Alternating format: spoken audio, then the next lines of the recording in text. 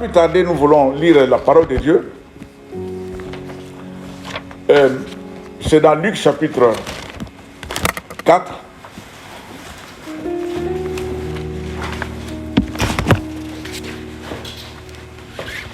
Luc chapitre 4, nous allons lire à partir du verset 16.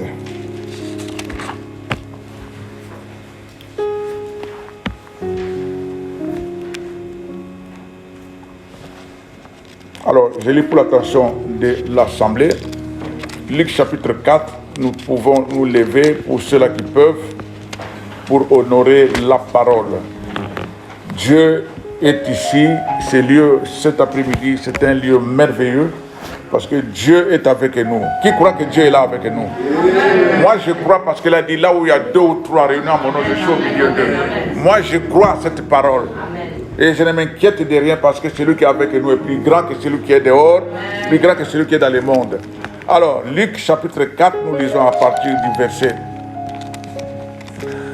18. Prenons le verset 18. L'Esprit du Seigneur est sur moi parce qu'il m'a oint pour annoncer une bonne nouvelle aux pauvres. Il m'a envoyé pour guérir les cœurs brisés, pour proclamer aux captifs la délivrance et aux aveugles le recouvrement de la vue, pour renvoyer libres les opprimés. Verset 19, pour publier une année de grâce du Seigneur. Père, devant toi, cette parole est sortie de ta bouche. Jésus, c'est ta parole. Nous ne saurons pas parler de cette parole sans que toi-même tu puisses être là pour pouvoir expliquer par le Saint-Esprit ce que tu voulais dire, ce que tu es venu donner à ce peuple, ce que tu es venu proclamer, ce que tu es venu confirmer, ce que tu es venu donner comme plan de mission que tu avais reçu du Père.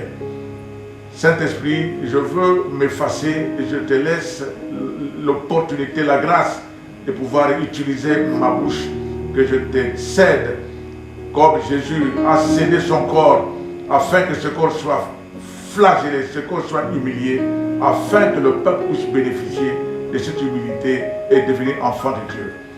Père, que ce peuple qui est là devant toi, le peuple n'est pas venu pour moi, le peuple n'est pas venu pour les pasteurs, le peuple est venu pour toi, parce que toi tu es là. Quand tu es là, tu fais du bien à ton peuple. Quand tu es là, tu guéris. Quand tu es là, tu libères. Quand tu es là, tu délivres. Délivre ce peuple cet après-midi. Libère ce peuple cet après-midi. Tu connais les pensées de chacun, tu connais les problèmes de chacun. Mais là où tu es, nous avons l'assurance de vivre cette grâce dans le nom de Jésus. Amen. Amen. Amen. Amen. Ce texte, c'est le plan de mission du Christ. Le peuple avait l'habitude d'aller toujours dans la synagogue pour écouter la parole. Quelqu'un m'a dit, ou quelqu'un a dit, ou il a écrit, dans la synagogue, on ne faisait que lire les Écritures. Mais ce jour-là, l'Écriture où la parole est venue se faire lire par elle-même. Et puis dit, Jésus s'est rendu à Nazareth où il avait été élevé et selon la coutume, il entra dans la synagogue le jour du sabbat. Il se leva pour faire la lecture. Et on lui remit le livre du prophète Ésaïe. Et l'ayant déroulé, il trouva l'endroit où il était écrit. Ce n'était pas un hasard ce jour-là. Ce n'était pas un hasard que Jésus soit là et qu'on lui donne le livre d'Ésaïe et puisse se dérouler et tomber sur ce passage ici. Ce passage ici nous dit quoi? Il dit, l'Esprit du Seigneur est sur moi, parce qu'il m'a oint. Premièrement, pourquoi? Pour annoncer une bonne nouvelle aux pauvres. Qui sont pauvres? Donc cette assemblée-là, dans cette synagogue, il n'y avait que des pauvres. Pourquoi cette parole est sortie? Pourquoi cette parole est lue en ce moment précis? L'Esprit du Seigneur est sur moi, il m'a oint pour annoncer une bonne nouvelle. Deuxièmement, il m'a envoyé pour guérir ceux qui ont le cœur brisé. Ça veut dire qu'il y avait des cœurs brisés. Brisés par la maladie, brisés par des soucis, brisés par des situations de tout genre. Troisièmement, il dit pour proclamer aux captifs la délivrance. Ça veut dire qu'il y avait des captifs liés et que personne ne pouvait délier. Il a fallu que Jésus arrive pour lire ce texte et dire pour proclamer aux captifs la délivrance et aux aveugles le recouvrement de la vue. Pour renvoyer libres les opprimés. Les premières lignes de ce texte, c'est la caractéristique du monde aujourd'hui. Dans le monde, il n'y a que des aveugles. Dans le monde, il n'y a que des malades. Dans le monde, il n'y a que des opprimés. Et la seule personne qui peut, ou qui a la capacité de libérer, de délivrer, d'ouvrir même les yeux des aveugles, c'est seulement loin de l'Éternel. Qui est loin de l'Éternel? C'est Jésus-Christ. C'est lui loin de l'Éternel. C'est lui l'envoyé de l'Éternel. C'est lui le Fils de Dieu vivant. C'est lui qui est capable. C'est lui la bonne nouvelle. Même quand il est né, les mages ont dit, les anges sont venus dire aux mages, nous avons une bonne nouvelle à vous annoncer. Le Fils de Dieu, il vous est né un sauveur. Il vous est né un libérateur. Il vous est né un Fils de Dieu vivant. Et j'ai partagé cela un jour, je disais, la Bible est si claire, la Bible ne peut pas nous amener dans un doute ou dans une confusion. La Bible dit clairement, un fils vous est né. Et plutôt un fils, un enfant vous est né, mais un fils vous est donné. L'enfant était né, mais le fils était donné. Parce que le fils ne peut pas naître. Le fils vit d'éternité en éternité auprès du Père. Il n'a jamais été créé, il ne peut pas naître. C'est l'enfant. Marie ne pouvait pas donner naissance au fils. Marie donnait naissance à un enfant. Mais le fils devait entrer dans cet enfant pour opérer. Le fils, c'est lui-même qui est descendu du ciel. Et je vais entrer dans ce qu'il est descendu pour faire. Cela veut dire quoi? Ça veut dire la vie nous a été donnée. Le Fils, c'est la vie. Marie ne pouvait pas faire naître un Dieu. Marie a fait naître un corps, un enfant. Alors, quand Christ est mort, nous disons, la Bible nous dit, il était mort, c'est vrai. Mais Christ, en réalité, ne peut pas mourir. C'est l'enfant qui était mort. C'est le corps-là qu'on voyait sous la croix, qui lui appartenait, qui était mort. Mais lui, il est descendu en ce moment-là précis pour aller récupérer, pour aller faire... Un mort ne peut pas faire ce travail que Jésus est allé faire dans l'éternel. Un mort ne peut pas le faire. Imaginez Lazare. Lazare était mort. Alors, Jésus est arrivé, la famille disait non, non, non, Seigneur, il sent déjà. Ils avaient même peur pour s'approcher de la tombe. Mais Jésus dit, il ressuscitera. La sœur dit non, non, peut-être quand tu viendras. Jésus dit, mais la résurrection, c'est moi. Alléluia. Moi-même, je suis la résurrection. Amen. Quand j'arrive là où vous êtes déjà ressuscité. Amen. Il suffit de croire. Crois seulement et tu vivras la gloire de Dieu. Alors, ici, la Bible nous dit quoi? La Bible nous dit, il est venu pour la bonne nouvelle, il est venu pour guérir les cœurs brisés, il est venu pour proclamer aux captifs la délivrance, aux aveugles le recouvrement de la vue et rendre libres les opprimés. La dernière partie, pour publier une année de grâce. C'est quoi l'année de la grâce? C'est là le thème de cet après-midi. L'année de la grâce, le temps de la grâce. Nous, chrétiens, devons considérer que nous ne dépendons plus de cette terre. Nous sommes des citoyens des cieux. Nous devons arriver à demeurer dans cette optique-là, dans notre pensée, que nous sommes des citoyens des cieux. Tout ce que nous vivons sur cette terre passera, mais la parole ne passera pas. les temps de la grâce, l'année de la grâce. Qu'est-ce que cela veut dire? La Bible nous dit clairement, dans Éphésiens 2, dans Éphésiens chapitre 2, verset 10, je vais lire pour vous, ce que la Bible nous révèle, pour que nous puissions comprendre que tout ce qui se passe dans ce monde, c'est vrai, nous y sommes, mais nous ne pouvons pas tenir compte, nous devons regarder à la parole. Nous avons l'année de la grâce. Nous avons le temps de la grâce. Je lis pour vous Éphésiens. Je lis pour vous Éphésiens chapitre 2, le verset 8. La Bible dit ceci. Car c'est par la grâce que vous êtes sauvés, par le moyen de la foi, par le moyen de la foi. Et cela ne vient pas de vous, c'est un don de Dieu. Le mot grec pour sauver, c'est sozo. Sozo veut dire tout simplement sauver des ténèbres, sauver de l'enfer, et également aussi guéri, réservé. Parce que le salut était complet. Quand Christ est mort sur la croix, c'était une mort complète.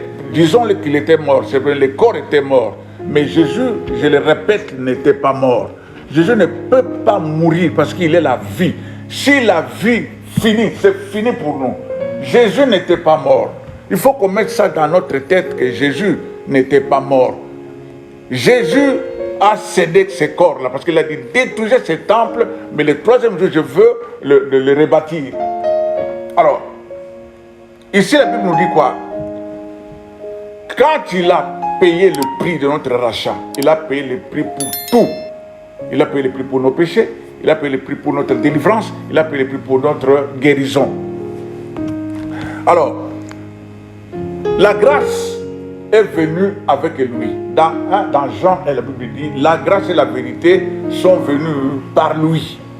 La loi a été donnée par Moïse, mais tandis que la grâce et la vérité sont venues par lui. Il était lui-même la vérité et il est venu avec la grâce. La grâce est de Dieu, la grâce est du ciel. La grâce n'est pas terrestre. Tout ce que Jésus est venu avec vient du ciel avec lui.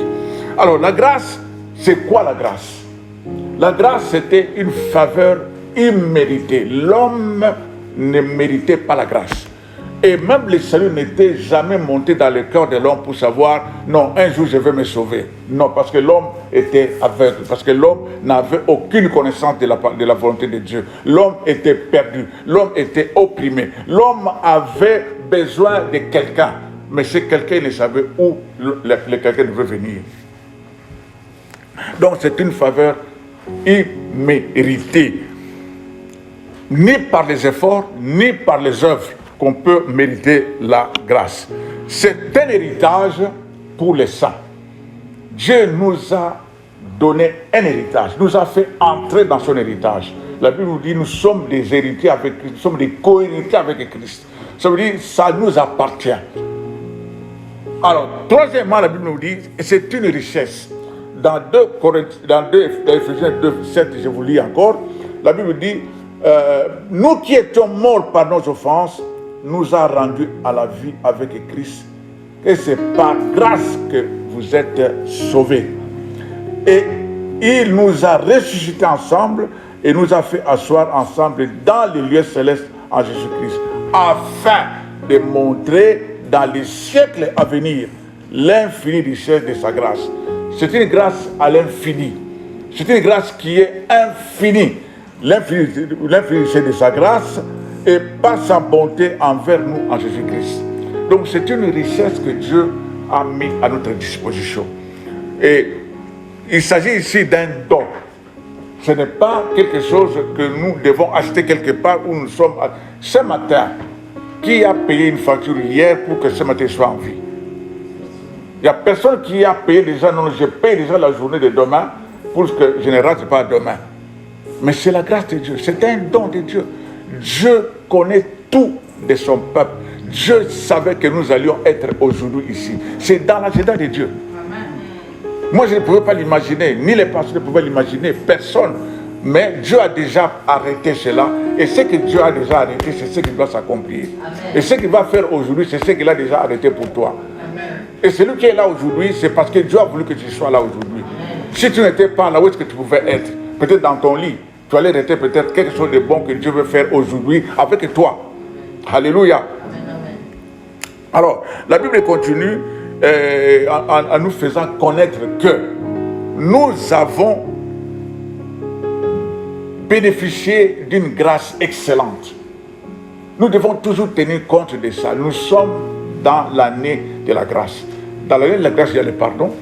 Dans l'année de la grâce, il y a la guérison. Dans l'année de la grâce, il y a les miracles. La Bible dit des prodiges et des miracles. Il faut nous attendre à cela tous les jours. Parce que c'est une année qui est déjà clos. Nous sommes dans cette année-là. Quand l'année arrivera à la fin, le 31 décembre de cette année de la grâce, l'Église sera enlevée. Et la Bible dit, quand l'Église sera enlevée, les gens vont chercher la parole, ils ne trouveront pas. Les gens vont chercher les miracles, ils ne trouveront pas. Quand ils ne trouveront pas de miracles, où est-ce qu'ils vont aller? Ils vont aller chercher des miracles chez les marabouts, ils vont aller chercher des miracles chez le diable. Mais nous avons des miracles qui est opéré par les faiseurs de miracles. Son nom est Jésus. Il est le libérateur. Il est le prince de paix. J'aime ce que la Bible dit à son sujet. Dans la Bible, lui, il a des titres. Et ces titres sont l'alphabet des titres de Christ Jésus. Dans A, il est l'alpha et l'oméga.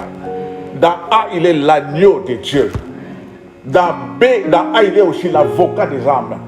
Dans B, il est le bon berger. Le berger de nos âmes, c'est lui. Dans C, il est le cep. Il dit, je suis le cep, vous êtes le sarment. Alléluia. Tout sarment qui n'est pas collé au cep doit être jeté et coupé et jeté au feu. Alléluia. Amen. Il est le cep. Considère-toi que tu es accroché avec lui. Amen. Même si tu passes par tout ça, mets dans ta tête que Jésus est avec moi. Amen. Parce que sans lui, je ne pouvais pas être ce que je suis. Amen. Sans lui, je ne pouvais pas être là où je suis. Dans D, il est Dieu. Il est le Fils de Dieu, mais il est Dieu. Amen. À 100% Dieu. Amen. Alléluia. Amen. Dans H, il est le Fils de l'homme. Il est l'homme. Pilate disait, voici l'homme. Il ne savait pas ce qu'il était en train de dire. Mais il disait des choses qui sont correctes. Voici l'homme. Dans G, il est les gerbes qui devraient éclore. Dans L, il est la lumière. Jésus est la lumière, notre lumière. Dans M, il est la manne cachée, mais qui s'est révélée en son temps. Dans N, il est le Nazaréen, le mis à part. Dans P, il est le prince de paix. Il est la parole, il est le pain de vie. Dans N, il est le roi des rois, le seigneur des seigneurs. Dans T, il est le témoin fidèle, le véritable témoin. Et il veut que nous soyons aussi des témoins avec lui. C'est pourquoi il dit, vous serez mes témoins. Parce que moi-même, je suis le témoin numéro 1. Est-ce qu'il y a des témoins de Jésus à cet après-midi? S'il y a des témoins, ils doivent se manifester, ils doivent se révéler. Moi, je suis un témoin de Jésus. Un témoin, c'est lui qui dit des choses qu'il a vécues. Quand on a demandé un miracle ici, il y a beaucoup de gens qui ont des miracles. Moi, je suis un miraculeux. Ma famille était une famille de miraculeux. Vous êtes des miracles. Amen. Vous devez témoigner de Jésus. Il dit, si quelqu'un a honte de moi, moi aussi. S'il ne veut pas témoigner de moi, moi aussi je ne témoignerai pas auprès du Père. Alléluia. Amen. Alors, dans V, il est le véritable. Le véritable, c'est lui. La vérité, c'est lui. C'est Jésus. Il faut chaque fois l'honorer. Même si vous manquez, n'oubliez jamais d'honorer Jésus. N'oubliez jamais de lui donner gloire. N'oubliez jamais de témoigner de lui. Amen. Il est merveilleusement bon. Il s'est sacrifié pour que nous puissions vivre cette vie. Amen. Alléluia. Amen. Alors, comment bénéficier de cette grâce? Comment entrer dans cet héritage? Comment vivre cette vie? Il y a 5 clés avec lesquelles nous allons peut-être essayer un peu de circuler, de lire et de comprendre pour que la grâce soit totale dans notre existence. Quand nous avons la totalité de la grâce, nous n'aurons peur de rien. En tout cas, que peut nous faire les hommes si Dieu est avec nous? Et la grâce, c'est tout ce que Dieu a pu donner à l'Église. Et regardez l'apôtre Paul. Est-ce que l'apôtre Paul dans le monde pouvait mériter vraiment être placé au niveau où il était? Non. Ce que l'apôtre Paul a fait, Saoul, commençons par Saoul, ce qu'il a fait, il ne méritait pas, selon le monde, d'être ce qu'il était devenu. Parce qu'il a persécuté l'Église d'une manière sans précédent. Mais lorsque la grâce est descendue du ciel, sa vie était transformée. Amen. Tout son plan était nul. Premièrement, il est devenu aveugle. Les écailles qui étaient dans ses yeux sont tombées. Quand il s'est réveillé après 3 jours, maintenant il commençait à voir comme nous voyons. Nous devons aussi voir comme Paul voyait. Nous devons aussi voir comme Jésus voyait. Quand les gens disaient de cette femme-là, ils l'ont accusée, cette femme, on l'a attrapée en flagrant délit d'adultère. Mais Jésus ne voyait pas ça. Jésus voyait dans cette femme l'évangéliste. Alléluia. C'est pourquoi ce que le monde voit de toi, ce n'est pas ce que le ciel voit de toi. Ce que le ciel te considère, ce n'est pas ce que le monde dit de toi. Je ne sais pas qu'est-ce qu'on te dit, qu'est-ce qu'on te qualifie sur cette terre. Ce qu'on te qualifie, c'est le monde. Mais Dieu te voit sous un autre angle. Dieu te voit comme un enfant de Dieu. Un enfant qu'il a chéri. Ce n'est pas en vain qu'il a sacrifié son fils Jésus sur le croix. Bien aimé, nous avons vécu ces choses. Nous n'avons pas vécu. Nous avons suivi seulement dans des films. Mais la vérité que Jésus a subie, nul sur cette terre ne pouvait supporter cela. Mais il a accepté cela pour nous, afin que nous soyons ce que nous sommes. Et nous ne sommes pas de n'importe qui. Considère-toi comme un enfant de Dieu. Amen. Tu n'es pas n'importe qui. Tu es un enfant de Dieu. Un bien-aimé de Dieu. Amen. Si Dieu fermait les yeux aujourd'hui, nous tous, nous n'allons pas nous réveiller. Mais la Bible dit, il ne dort ni ne somnole, parce qu'il veille sur nous. Le diable est sur cette terre animé d'une grande colère. Il cherche que les enfants de Dieu. Il cherche que les bien-aimés de Dieu. Mais Dieu veille sur nous parce qu'il connaît nos faiblesses. Amen. Dieu veille tous les jours. Amen. Il faut être reconnaissant à Dieu, bien-aimé. Tous les jours, être reconnaissant à Dieu. Je l'ai dit chaque fois à la famille, dit, écoutez, louez Dieu tous les jours, remerciez Dieu tous les jours. Amen. Vous avez des attentes, mais Dieu a déjà préparé, tout ça c'est déjà accompli. Amen. Vivez tout simplement la grâce. Amen. Tout est grâce. Tout est grâce. Alors, le premier point, comment connaître? Comment vivre cette grâce? Comment demeurer dans cette grâce? Parce que la grâce est ici avec nous. Premièrement, le premier point que nous devons savoir, c'est mourir en soi-même. Mourir en soi-même, cela veut dire c'est s'oublier. Ne pas considérer être ce qu'on peut être, mais être un enfant de Dieu. La Bible dit quoi? La Bible dit, nous qui étions morts à cause de nos péchés. Mais lui, il est venu, il nous a rendus à la vie par Jésus-Christ. C'est-à-dire, nous sommes morts. Mais quand Christ est arrivé, il n'a pas voulu que nous demeurions dans cette mort, il nous a rendus à la vie. C'est ça la volonté de Dieu. Par les eaux du baptême, nous mourons et nous sortons avec lui comme de nouvelles créatures. Le vieil homme est parti et nous sommes de nouvelles créatures. La Bible dit quoi? Jésus dit, celui qui veut me suivre, qu'il renonce à lui-même, qu'il prenne sa croix et qu'il me suive. Donc nous devons suivre Jésus, être toujours avec lui. Parce que sans lui, nous ne pouvons pas vivre. Sans lui, nous ne pouvons pas être là où nous sommes. Sans lui, nous ne pouvons pas être ce que nous sommes. Donc, mourir en soi-même. La Bible dit, faites mourir de vos membres tout ce qui est. La liste, vous la connaissez. Donc, faites mourir toutes ces choses pour que vous demeuriez en Christ Jésus. Pour que vous viviez toute la peine, toute la divinité qui est en lui. Deuxièmement, connaître ce que nous apporte la grâce. Qu'est-ce que la grâce nous apporte? Qu'est-ce que la grâce nous a apporté? La grâce nous a apporté le pardon. Que l'ennemi ne te dise pas non, tes péchés ne sont pas pardonnés. Voilà, il te rappelle ce que tu as fait. Ce que...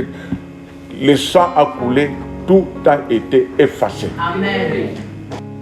Personne ne peut te rappeler ce que tu as été. Amen. Personne ne peut te dire ce que tu as fait. Parce que devant Dieu, le disque dur est vierge. Tout est effacé. Troisièmement, nous devons savoir également rejeter l'amertume. Dans Hébreux chapitre 12, je vais vous lire, si vous lisez avec moi, Hébreux 12, 15, qu'est-ce que la Bible nous dit? Hébreux 12, 15, la Bible dit exactement ceci. Est-ce que vous y êtes? Hébreux 12, verset 15, la Bible dit « Veillez à ce que nul ne se prive de la grâce de Dieu. » Veillez à ce que personne ne rate la grâce, ne se prive de la grâce, ne marche à côté de la grâce, ne marche en dehors de la grâce.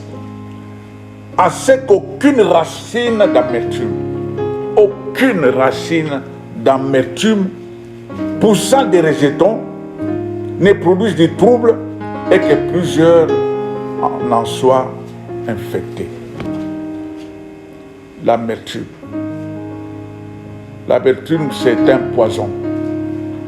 Et la Bible nous dit ici, nous interdit, nous dit de veiller à ce que nul, parce que la grâce est venue pour tous ceux qui croient en Christ Jésus. Et l'ennemi sait que ce que Dieu nous réserve, c'est que lui, il a raté. C'est pourquoi la Bible dit, il est descendu du ciel animé d'une grande colère. L'ennemi ne vient pas pour ceux qui sont dans le monde. L'ennemi vient pour ceux qui appartiennent à Christ, parce qu'il est jaloux du peuple de Dieu. Donc, rejeter, attention à l'amertume, qui est un blocage. Le manque de pardon est ensemble avec l'amertume. Alors, qu'est-ce que la Bible nous recommande? La Bible nous recommande de nous confier totalement, de confesser nos péchés. Même si nous avons un problème, nous avons des difficultés pour pardonner à quelqu'un, mais si nous le faisons avec Christ, avec lui, qui nous a pardonné, vous savez ce que l'humanité a fait, mais Jésus dans son amour, il a accepté tout cela. Donc c'est lui qui est capable, il peut nous aider à vivre la capacité de pardonner. C'est lui qui peut nous aider à pouvoir pardonner. Alors, cinquièmement, le quatrièmement, c'est activer notre foi. Nous devons activer la foi pour que nous puissions vivre les temps de la grâce. Dans les temps de grâce, il n'y a que des dons. Tout est don. Si nous voulons vivre la totalité de tout ce que le temps de la grâce nous donne, activons seulement notre foi. Je sais que là, je veux en tout cas aller un peu plus loin pour que nous puissions aboutir à la prière. Chacun ici présent a des situations, a des fardeaux. Mais Jésus a dit, venez à moi, vous tous qui êtes fatigués et chargés, je vous donnerai du repos. Venez. Mais quand nous ne venons pas, qu'est-ce que nous faisons? Nous sommes désobéissants. Et la désobéissance paye. Mais Dieu ne veut pas que nous puissions payer, parce que lui, il a tout payé pour nous au travers de son Fils. Activer la foi, ça veut dire quoi? Nous devons l'activer pour jouir de tous ces bénéfices qui sont dans les temps de la grâce. C'est un paquet. Dans ce paquet-là, il y a tout ce que nous avons besoin. Parce que Dieu sait ce que tu as besoin. Dieu sait ce que tu attends. Dieu sait ce que tu as cherché. Mais s'il ne te donne pas, il sait quand il va donner. Mais il faut demeurer dans la foi. Alors,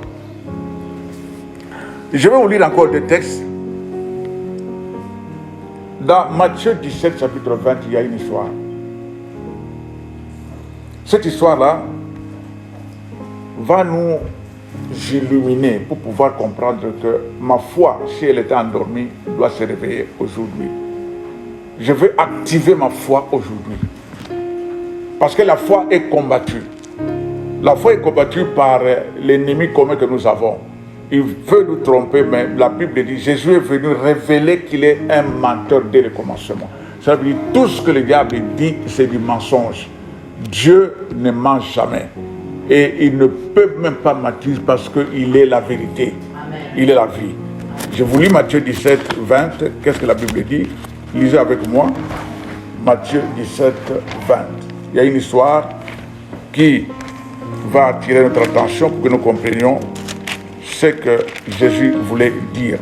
Matthieu chapitre 17, verset 20. C'est à cause de votre incrédulité, leur dit Jésus. Je vous le dis en vérité, si vous avez de la foi comme un grain de sénévé, vous direz à cette montagne, transporte-toi d'ici là, et elle se transporterait. Rien ne vous sera impossible. Qu'est-ce qui s'est passé dans ce texte? Ce qui s'est passé, c'est que Jésus était dans la montagne de la transfiguration avec son équipe. Un homme a appris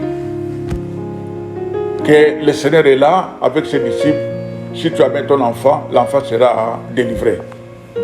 Alors cette personne est arrivée avec son enfant, il va le présenter aux apôtres. Et les apôtres n'ont pas pu chasser ce démon.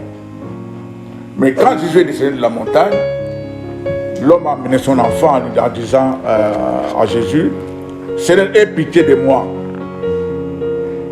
Aie pitié de moi parce que mon fils qui est lunatique et qui souffre cruellement, il tombe souvent dans le feu et souvent dans l'eau.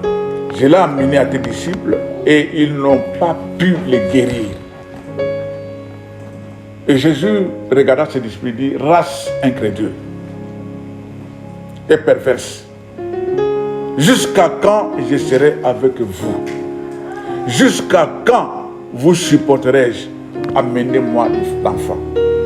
On a amené l'enfant et Jésus a parlé sévèrement à ce démon qui était sorti. Alors les disciples sont allés vers Jésus, mais maître, mais comment est-ce que nous on n'a pas pu? Jésus leur dit, c'est tout simplement à cause de votre incrédulité. L'incrédulité en grec, c'est tout simplement genre de peu de foi. La traduction, quelquefois, quand même nous fait comprendre ce que nous disons, ce que nous pouvons comprendre. Donc, c'est tout simplement genre de peu de foi. Si vous avez la foi comme un grain de sénévé, vous direz à cette montagne, ôte-toi de là et jette-toi dans la mer. Ce texte, nous le retrouvons également dans Marc 11, 23. Jésus dit, ayez la foi en Dieu. En d'autres termes, ayez la foi de Dieu. La foi de Dieu, c'est quoi?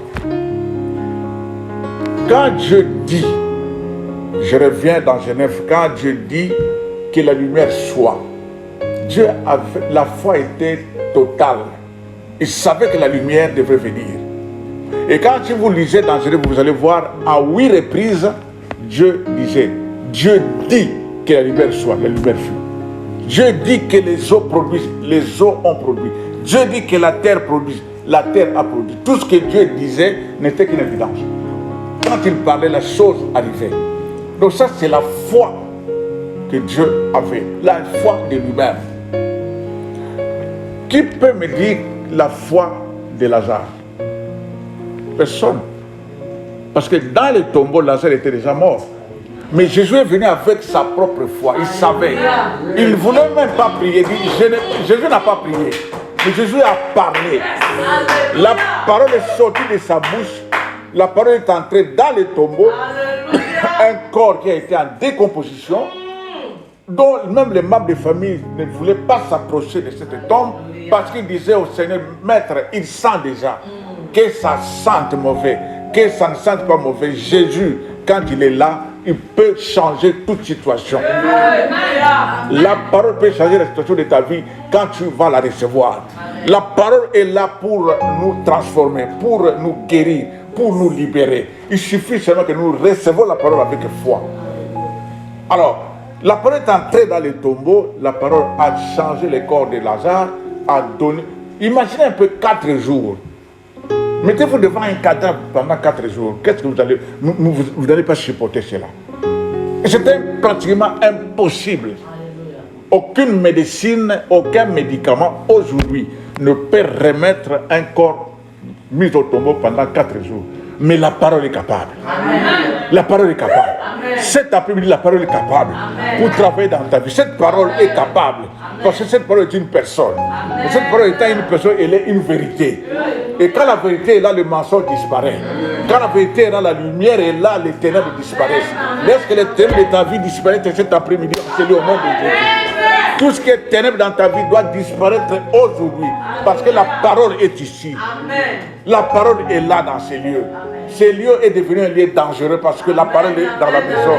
Quand la parole est là, tout ce qui est contre toi doit faire bagage et quitter ces lieux. Au nom de Jésus. Amen. Jésus a parlé tout simplement. Lazare sort. Et heureusement, il a appelé seulement Lazare. Si il avait appelé les morts, les gens allaient fuir.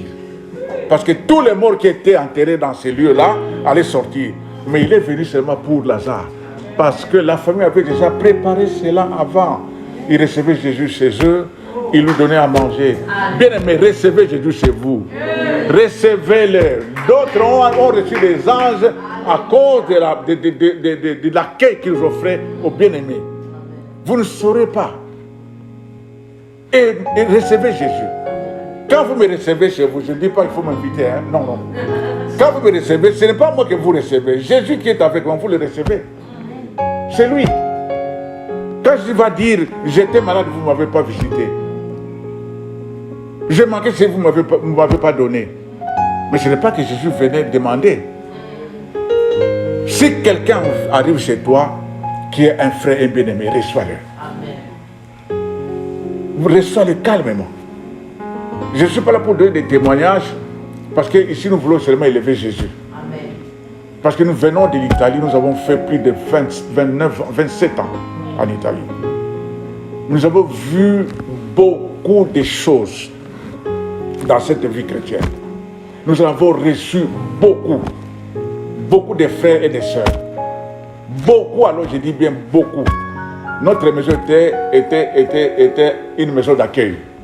On recevait et les serviteurs et les frères qui venaient.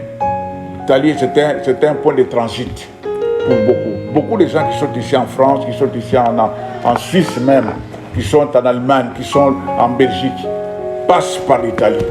On a reçu même ceux-là qui ont traversé par bateau. Un jour, j'ai rencontré 7 personnes dans la rue. Et je ne sais pas qui leur a dit, mais ça c'est un pasteur. Et je ne me rappelle plus comment est-ce que cela s'est arrivé. Et nous recevons ces 7 personnes-là. Ils ont dit, pasteur, nous avons fait, je ne sais pas, 4 ou 5 jours, ou 7 jours sur la mer. Et ils ont fait un jeûne de 3 jours.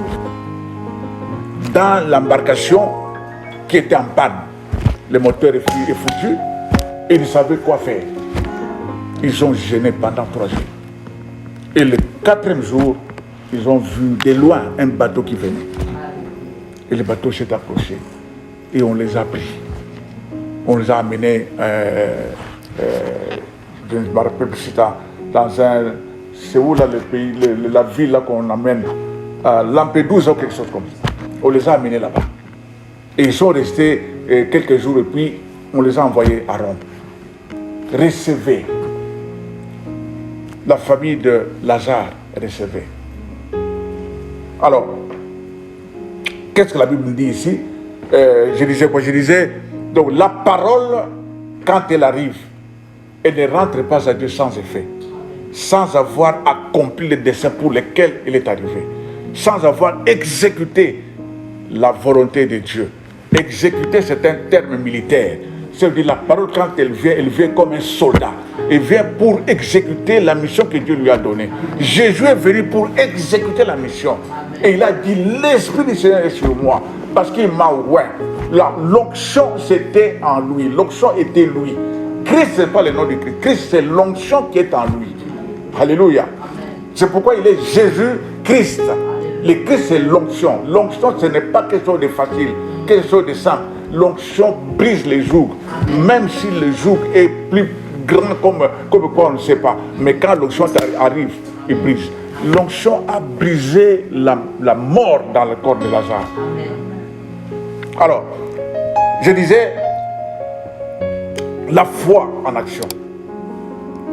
Aujourd'hui, nous voulons mettre notre foi en action. Comment mettre la foi en action? Dans Marc 11, 23, je vous le lis. Jésus dit, ayez foi en Dieu, je vous le dis en vérité. Si quelqu'un dit à cette montagne, ôte-toi de là et jette-toi dans la mer, s'il ne doute point dans son cœur et croit ce qu'il dit, il le verra. Notez bien dans ce texte, il y a 3 fois le verbe dire. Jésus lui-même conjugue le premier, je vous le dis en vérité. La deuxième fois, il dit, si quelqu'un dit à cette montagne, ôte-toi de là. La troisième fois, ce qu'il dit, il le verra s'accomplir. Vous savez, le dire ici, c'est le langage de Dieu. Dans Genèse, la Bible dit, Dieu dit. Et Jésus est venu aussi pour accomplir, pour compléter ce que Dieu disait. Jésus dit, je vous dis en vérité. En vérité. Ça veut dire, ce que je vous dis, c'est toute la vérité qui existe. C'est à vous de prendre cette vérité-là. C'est à vous de l'appliquer dans votre dire. Vous le dites aussi en vérité, sans douter de rien. Et ce que vous dites, vous le verrez s'accomplir. Parce que Jésus n'est pas... C'est impossible qu'il soit un menteur. Parce que si ceci ne s'accomplit pas, ce n'est pas Jésus.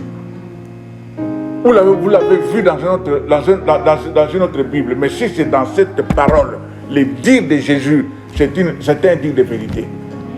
C'est le langage de Dieu. C'est le langage du Père lui-même. Quand Dieu disait que Dieu dit, la chose arrivait. Et nous aussi, avec la foi que nous avons, si nous appliquons, nous avons la foi de Christ, nous allons vivre le miracle qui nous est réservé. Donc, cet après-midi, moi je ne connais pas la situation de quelqu'un, mais le ciel si. Le ciel veut que nous puissions tout simplement mettre en pratique notre foi, activer notre foi. Dans tout ce que nous avons entendu, la Bible dit, Dieu nous a déjà donné sa part. La part de Dieu, c'est quoi? La part de Dieu, il nous a donné sa contribution.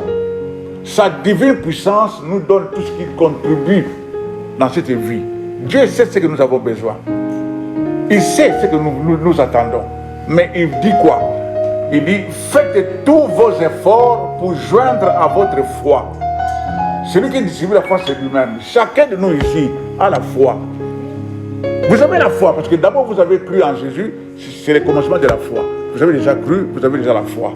Maintenant, c'est à vous d'activer cette foi-là. La Bible dit quoi? La Bible dit quoi? Il dit, faites tous vos efforts pour joindre à cette foi. Premièrement, quoi? La vertu. La vertu, c'est l'engagement. Je m'engage, je reste ferme dans ma foi à suivre Jésus. À l'engagement, la science. La science, c'est l'étude de la parole. Lire la parole tous les jours. Méditer la parole tous les jours. À la science, la tempérance. Celui qui est en Christ doit être tempérant. Parce que l'ancienne créature, le vieil homme est déjà mort. Il est une nouvelle personne.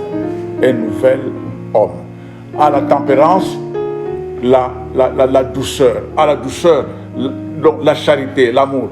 Tout ça, c'est dans 1 Pierre, 2 Pierre chapitre 3.